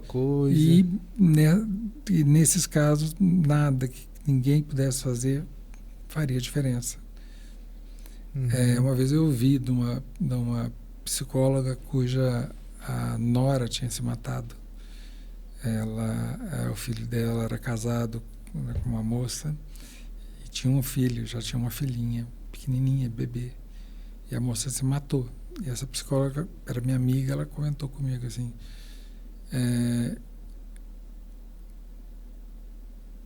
a dor que ela sentiu, que levou ela a se matar, ela deixou pra gente. Eu achei muito interessante o jeito que ela colocou. Ou seja, ela se matou, a gente não pôde fazer nada, fez tratamento, fez tudo que podia ter feito, fez, ela se matou. E aí, como herança, ela deixou a dor, porque todo mundo ficou muito mal. Passou a ter uma dor muito grande em relação a isso, né? Então, a família tem essa importância de ajudar o paciente a ressignificar a vida dele, dar sentido para a vida dele, mas como tudo na vida, assim, na medicina, tem casos que não tem solução. Sim. O suicídio está associado com a depressão? O suicídio, a não ser que seja um paciente esquizofrênico, psicótico, que tem a ver com vozes, que tem a ver, por exemplo, com o suicídio ritualístico, por exemplo. Ele tem um delírio que ele vai se matar para se transformar num deus, alguma coisa assim. Ou então as vozes mandam ele se matar. De modo geral, o suicídio ele é um tratamento, entre aspas, por uma dor moral, por uma angústia moral, por uma tristeza muito intensa. Quer dizer, eu quero matar essa tristeza, essa angústia, essa dor que está aqui dentro. Então, não é que seja suicídio só da depressão, doença depressão, que a gente chama de quadro depressivo. Mas o paciente suicida, na maioria das vezes, ele está sentindo uma dor, uma angústia, uma tristeza muito intensa que ele quer acabar com ela de alguma maneira, nem que seja morrendo. Entendi. Nem que o preço seja a morte, né? E hoje a gente tem essa correlação, tipo assim, dessa excesso de exposição em redes sociais, desse excesso de exposição a informações também com o suicídio. Isso aumentou os casos, aumentou o caso de depressão também das pessoas ou não? Aumentou muita coisa, cara. Eu falo assim, psiquiatria, o cara tem que entender um pouco de sociologia. Principalmente dessa massificação de informação ali toda hora. A questão do suicídio pode ser cultural. Eu trabalhei numa cidade, no início da minha carreira, que suicídio era uma coisa... O índice de suicídio era muito alto. Era cultural na cidade se matar. Era cultural. Meu Deus. Sim, entendeu? O trem da Vale do Rio Doce passava no meio da cidade, então tinha muito suicídio no trem. E uma vez eu atendi um menino levado pelos pais, Que a história foi a seguinte: 5 meninos decidiram, adolescentes, frustrados com a vida por quê? Porque os pais estavam pondo limites, eu quero, o adolescente quer, e o pai vai falando não, e a vida não presta, porque meu pai, né? Bom, esses 5 adolescentes decidiram que cada sexta-feira, o trem na sexta-feira passava num horário lá, cada sexta-feira um ia se matar. E sortearam a ordem. A primeira sexta-feira, o primeiro se matou, se colocou na frente do trem. Foi uma comoção na cidade, mas ninguém sabia desse acordo. Achava que foi uma coisa isolada. Quando chegou próximo à outra sexta-feira, o segundo menino sorteado se assustou. Assim, pô, esse trem é sério. E contou para os pais. Aí os pais foram atrás dos outros pais. Mas eles tinham um acordo de cada um se matar. Na sexta-feira. Olha que coisa cultural, olha que coisa ambiental, assim, social dessa cidade. Quando eu era residente de psiquiatria, quando eu era jovem na profissão, se cortar, fazer cortes em si mesmo, era um sinal de um quadro patológico muito grave. Era sinal de um transtorno de personalidade muito grave. Era uma coisa que a pessoa está se automutilando. É uma coisa grave. Hoje é banal. Porque está na internet, grupos e não sei o quê. Eu não tenho redes sociais, então, mas eu sei que tem grupos e tal, não sei o quê, que as pessoas estou sofrendo muito, olha que tanto que eu estou sofrendo, e se corta. Então, hoje banalizou, por exemplo, esse negócio de ficar se cortando a pele, que a gente chama de comportamento autolesivo, ou autolesão não suicida. Banalizou. É uma forma de mostrar, assim, ó, gente, ó, aqui, eu estou sofrendo, ó, cortei. Já não é uma coisa, um sintoma que tão grave mais. Hoje se tornou banal. Porque os sintomas em psiquiatria, a biologia é a mesma, mas a biologia nos tempos, na cultura, no ambiente, quer dizer, a relação do corpo com o mundo vai mudando, então as coisas vão mudando. Então esse negócio de se cortar, que era uma coisa rara e muito grave, hoje vira uma coisa banal. E eu falo às vezes para os pacientes que se cortam, assim, você está percebendo que você quer ser reconhecido e está fazendo uma coisa que todo mundo faz. Está fazendo uma coisa banal. Se eu falar em Clarice Lispector, não. Pois é, lê Clarice Lispector. Aí sim você vai se destacar. Aí você vai falar assim, eu sou uma pessoa diferente. Eu sou uma pessoa diferente das outras. Diferenciada. Porque se cortar, todo mundo se corta. Entendeu? E é uma questão até de participação de grupo social, né? Porque, grupo. Tipo assim, eu tô aqui me cortando, ó, eu tô no mesmo grupinho de vocês que tá se cortando aí. Exatamente. É uma questão de participação social. Mas e muitas vezes a contradição está nisso, né? Eu quero participar do grupo, eu vou me cortar para participar do grupo, mas eu, sendo desse grupo, eu sou uma pessoa especial, porque outras pessoas, a maioria das pessoas não se cortam, só nós aqui do grupo. Só que dentro do grupo ela é uma pessoa banal que faz. Ele é só mais um. Só mais um. Quer se destacar, sabe? Vai fazer uma coisa que se destaque. E às vezes uma coisa que se destaque é banal. Lê Machado, quer se destacar? Seja a única pessoa da sua sala, da sua rede de amigos que saiba quem é Machado de Assis. Sabe o que eu estou querendo dizer? Sim.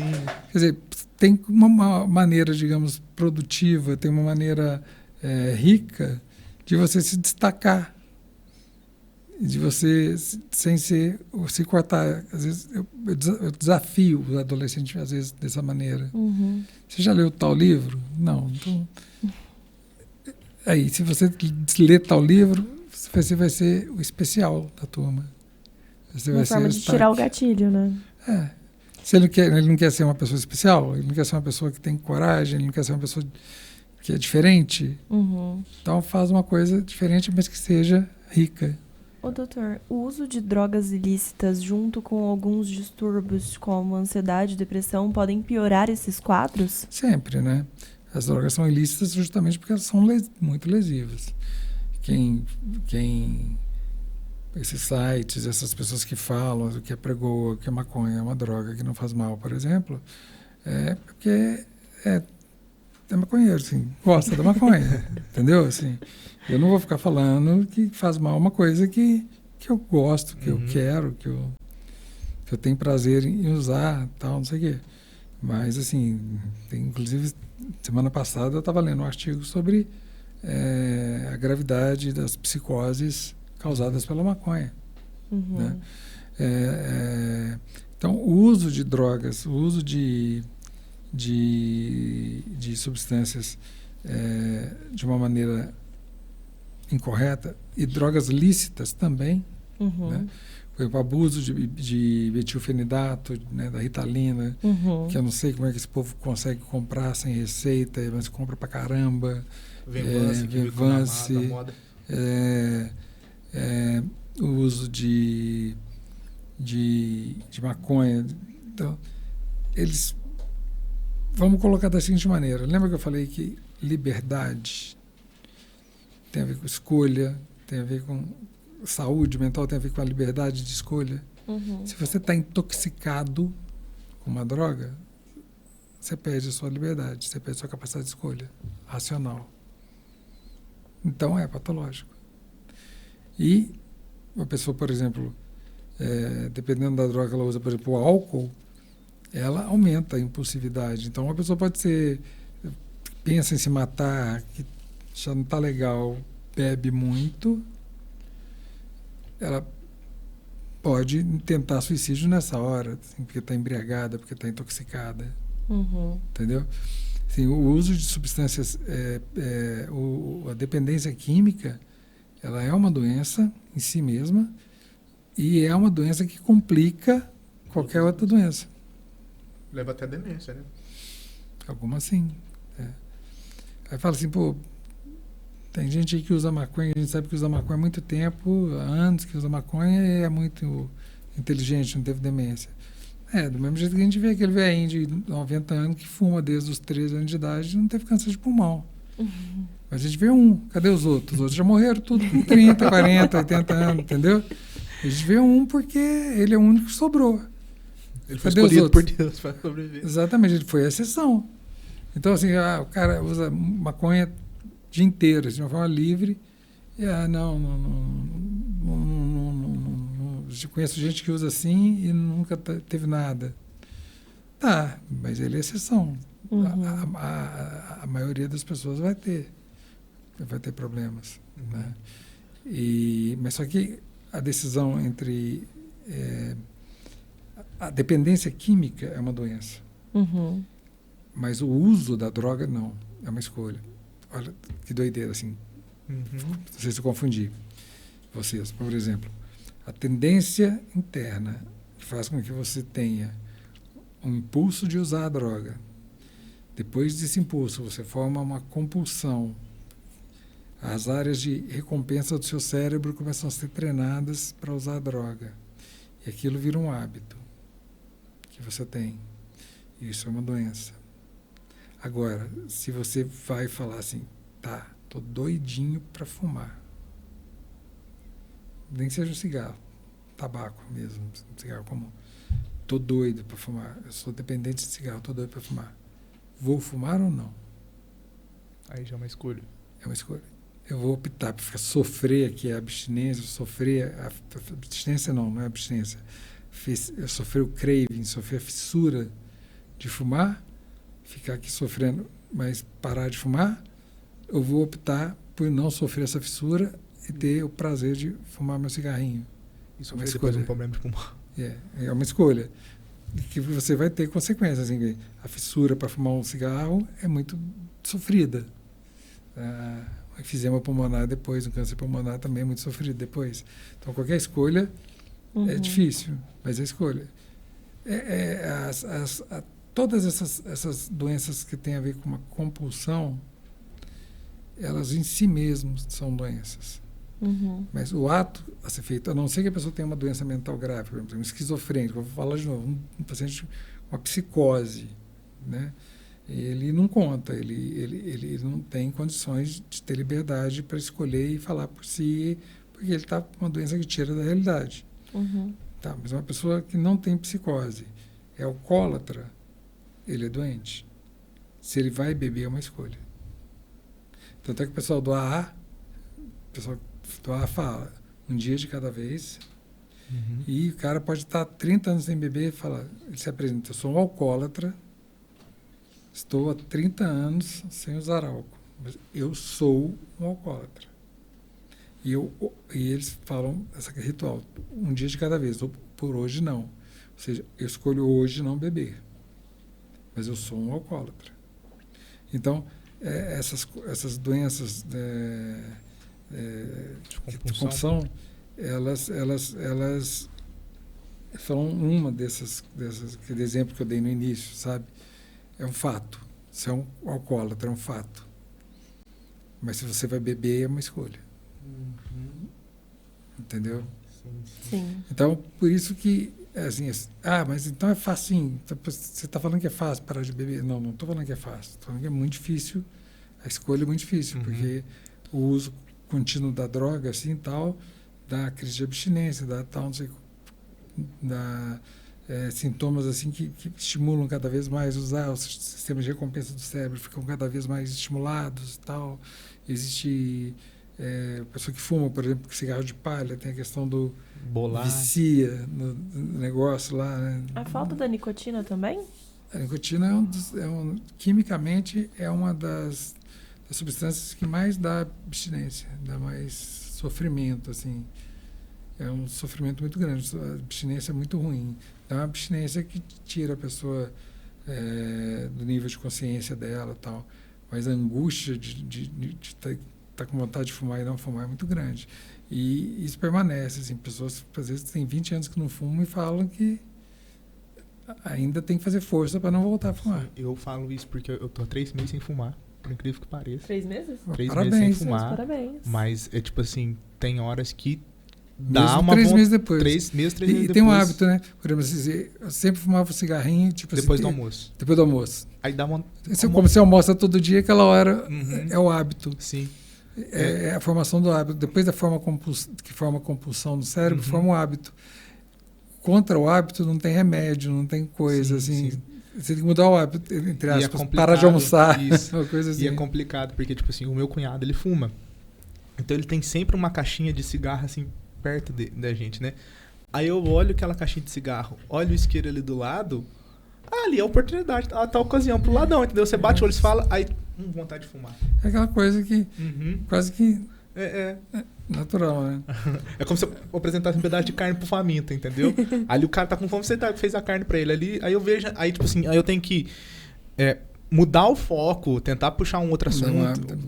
Sabe, tem umas coisas que é muito doidas. Aquele ator, Juca de Oliveira, não sei se já morreu, ele é uma peça ator.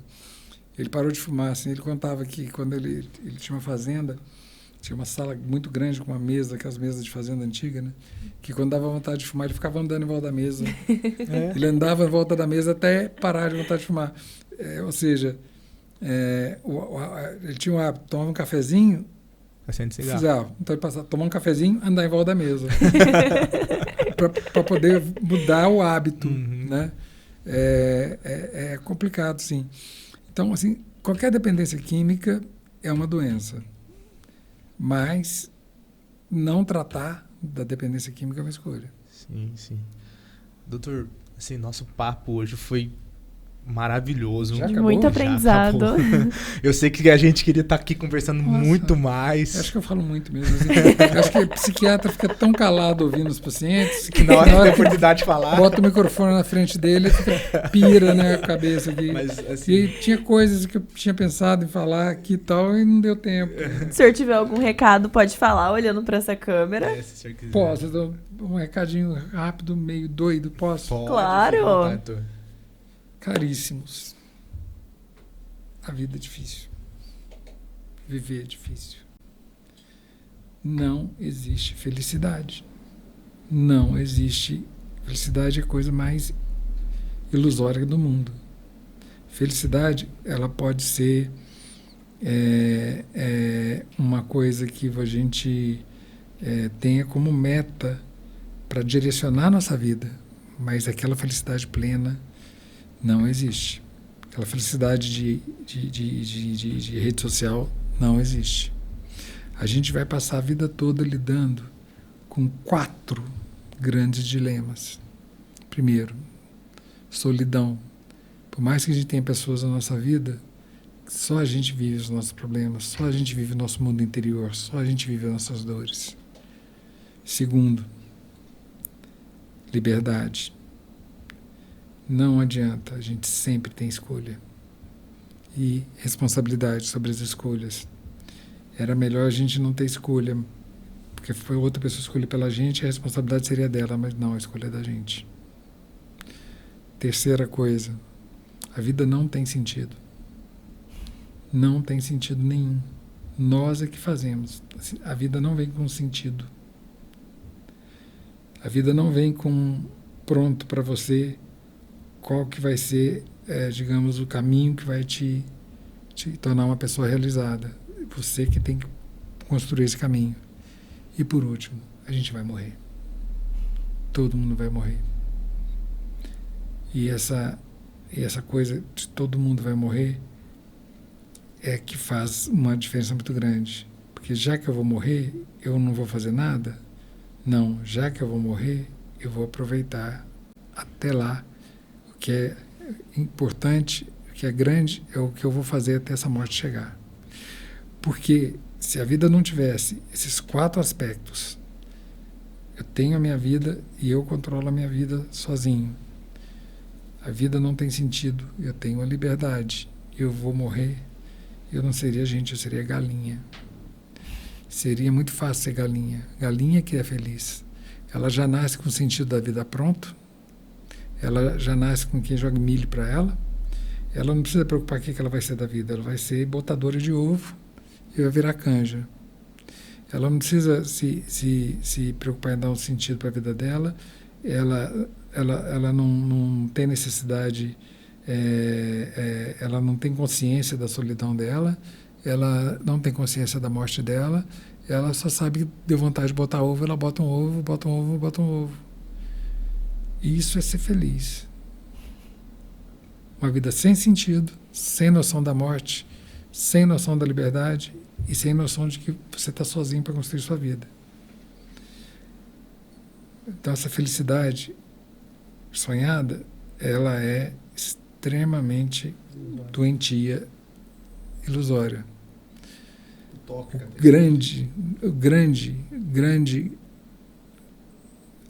grande saída existencial para você falar assim, sou uma pessoa sadia, estruturada, é aquela pessoa que sofre com os problemas, encara as escolhas que tem que fazer, não tem medo daquilo que se passa dentro do seu mundo interior e sabe que a morte existe. Que então o que importa é que eu vou fazer com a vida até lá. Como eu vi hoje uma tirinha. Um dia a gente vai morrer, mas nos outros a gente não vai. Então importa o que a gente vai fazer com os dias que a gente não vai morrer. Acho que é isso. Muito bom. Doutor, eu acho que é importante a gente enfatizar também que não é só medicamento, então as pessoas têm que procurar outras vias. E o senhor está disponível onde aqui em Alfenas? Bom, tem meu consultório, né? Que está no mesmo lugar há 22 anos. Pode fazer mexer aqui? Claro, fica à vontade, o espaço é seu. Qualquer coisa, se alguém precisar, meu consultório é ali perto da Santa Casa, Rua Martins Alfenas. Número 1370, número 1370, sala 21. Mudou o número lá. Mas de qualquer forma, o telefone é 98818-7427. Eu estou à disposição, mas também estou à disposição no CAPS, para quem precisa, não tem condições de ir num consultório particular, lá é SUS. Pode me procurar no CAPS. E eu sou professor da Faculdade de Medicina Então, o trabalho lá na Faculdade de Medicina como professor é atendimento ambulatorial de psiquiatria. Então, a maior parte do meu dia, a maior parte do meu trabalho é trabalhar com o SUS. Né? Então, eu tenho consultório particular, que se alguém quiser, né, entrar em contato, 98818-7427. A gente deixa aqui na legenda. Ou pode me procurar no CAPS, pode tentar marcar comigo lá na universidade, que o carinho, que a atenção e que a dedicação vai ser a mesma em qualquer lugar que me procurarem. Porque eu tenho... Psiquiatria, para mim, não é uma profissão, é um ofício. E quando você tem um ofício, você faz esse ofício bem feito em qualquer lugar, não importa onde você esteja. Sim. Doutor, foi um prazer muito tê-lo obrigada. aqui. Cris, eu acho que assim, tô extasiado no nosso papo, eu não tô... Tem que absorver muita coisa aqui ainda. Eu falei pra caramba. Foi muito bom. O senhor chegou nervoso aqui? É muito tranquilo, não é? Não, eu não cheguei nervoso, eu cheguei assim meio perdido, mas geralmente eu sou falastrão mesmo. Então... É muito tranquilo. Muito obrigada, eu acho que a gente aprendeu muito, espero que vocês de casa também. Se tiver com qualquer dúvida, é só deixar pra gente aqui nos comentários que a gente passa pro doutor, mas acho que foi muito esclarecedor. Para fechar, né? Se você não está se sentindo bem, compartilhe isso, procure ajuda. Vá até um médico, vá até uma pessoa que entende. Não se dê o diagnóstico e ache que um comprimido vai resolver. Mudança de estilo de vida, de alimentação, exercício físico, tem muita coisa para ser feita, além de um comprimido para resolver a sua vida. Claro, e essa frase que eu vi hoje, eu acho fundamental. Um dia a gente vai morrer. Mas nos outros a gente não vai. Então vamos aproveitar. Esses outros que a gente não vai. Sim, sempre, né? E também, né, sempre buscar essas terapias alternativas e não deixar isso para a última hora, essa angústia toda tomar conta de você e da sua vida e fazer igual o doutor nos explicou, tomar sua liberdade de escolha, impedir que você tenha uma escolha realmente livre das coisas que você pode estar fazendo na sua vida. Também agradecer aos nossos patrocinadores, né, Cris? Doutor, fica à vontade agora para comer. Eu falei tanto. A gente esqueceu de oferecer no início, mas está uma delícia. Eu falei tanto que eu nem comi o pastel. Pastelaria da Hora fica do lado da Drogaria Santa Maria, lá no Pinheirinho, é a Avenida Jovino Fernandes Salles. A farmácia é 20,80, eles vão ser 20,79, que é ali do lado. Já fui. Já? Tá indo lá da Unifol, já passei lá. Nossa. É uma delícia. É muito bom. E tem o açaí também. Então, nesses dias quentes, é ótimo para refrescar. Entrega na sua casa. Maravilhoso. Eu recomendo. Sim. Já aproveitando que a gente tá fazendo a merchan da pastelaria, né? A gente já faz da Santa Maria também, do Pinheirinho, que está lá para atender você. Então você já vai lá, já compra o seu pastel, já compra o seu remédio, já trata tudo de uma vez, a fome. E lá tem problema. a parte de papelaria. Isso. Então, nesse volta às aulas, pessoal, a gente recebeu muita coisa legal. Corre para você não ficar sem. Material escolar, mochila, tanto de criancinha até para adulto. Sim. Então, com preços maravilhosos, exatamente, né? Divide em até 10 vezes e com 20% à vista. Então, manda mensagem, manda sua listinha aí dos seus filhos que a gente faz o orçamento completo para vocês. Nós estamos aqui com 6 lojas em Alfenas e a loja ao lado do fórum é 24 horas. Então, deu algum perrengue de madrugada, algum problema, precisou de alguma saída, de alguma solução ali, precisa de um remédio de madrugada, o pessoal tá ali para atender vocês também às 24 horas, então pode ficar sossegado. E uma loja em Campos Gerais. Obviamente. Gente, eu agradecer a Personalize, que tá com a gente também desde o início, que manda as nossas canecas. Doutora, a caneca é sua. Personalize manda de Vocês presente. Vocês não fazem ideia o tanto que eu adoro. Eu tenho coleção de caneca. Jura? Coleção de caneca. Eu ia perguntar se eu podia levar. É sua, Personalize manda para todos os nossos convidados. Os pacientes acham até engraçado a quantidade de caneca que tem lá. Agora tem mais uma para completar a sua coleção. O pessoal da Personalize faz tudo personalizado pra vocês. Vocês que estão começando aqui agora, tá querendo comprar garrafinha com as crianças, né, Cris? Para volta às aulas, eles fazem a garrafinha personalizada. Já ali. Coloca com nome para não ter aqueles problemas futuros. Isso, estojo de criança, essas coisas. A Personalize faz tudo, então dá uma corridinha lá, que os meninos entregam super rápido, atendem o pedido muito bem. O pastel é bom mesmo. E também agradecer o pessoal da Amauri Contabilidade. Eita, a água tá com gás.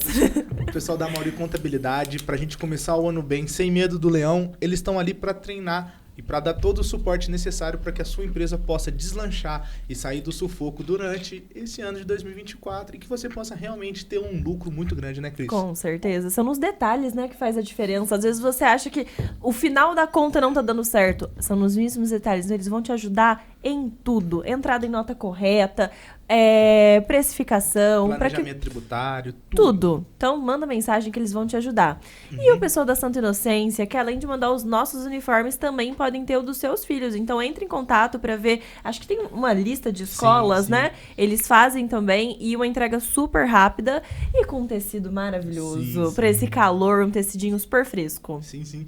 E também o pessoal da G Motors. Você que tá querendo trocar o seu carro, começar 2024 com um carro zero, novo, pode dar uma chegadinha lá que os meninos financiam, parcelam em até 60 vezes, tem carros novos, usados, seminovos, então vocês não precisam ter medo, que lá eles vão ter uma gama de opções para melhor atender às suas necessidades. Então vamos trocar essa caranga e vamos começar 2024 com um carro zerado.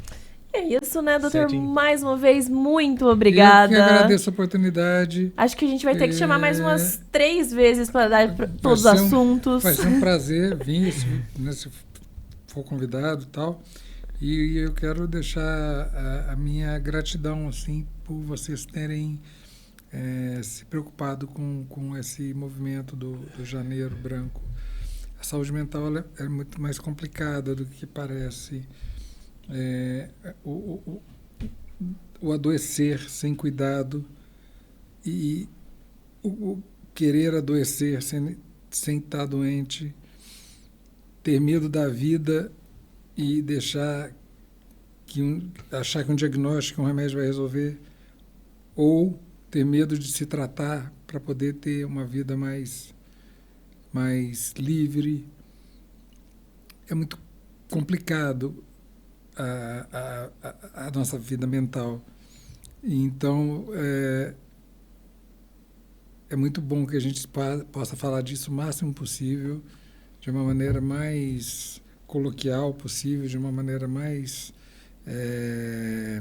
tranquila possível, para que as pessoas cada vez mais passem a cuidar, sabe? Do mesmo jeito que vai para academia, do mesmo jeito que vai para tal, não sei o quê, cuidar da mente, ler, estudar, ouvir música, ter bons relacionamentos, se amar.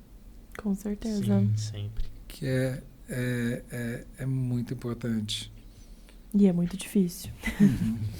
Então, muito obrigado para você também. Já aproveita e compartilha esse vídeo com quem tá precisando se amar mais, se respeitar mais, se conhecer e ouvir tudo que a gente falou aqui. Então, se você lembrou de alguém durante esse episódio, já aproveita para compartilhar e já segue a gente nas nossas redes sociais. Estamos aqui nas redes vizinhas, disponível no Spotify. Então, se essa pessoa viaja muito, dá para ela ir ouvindo a gente no carro. Então...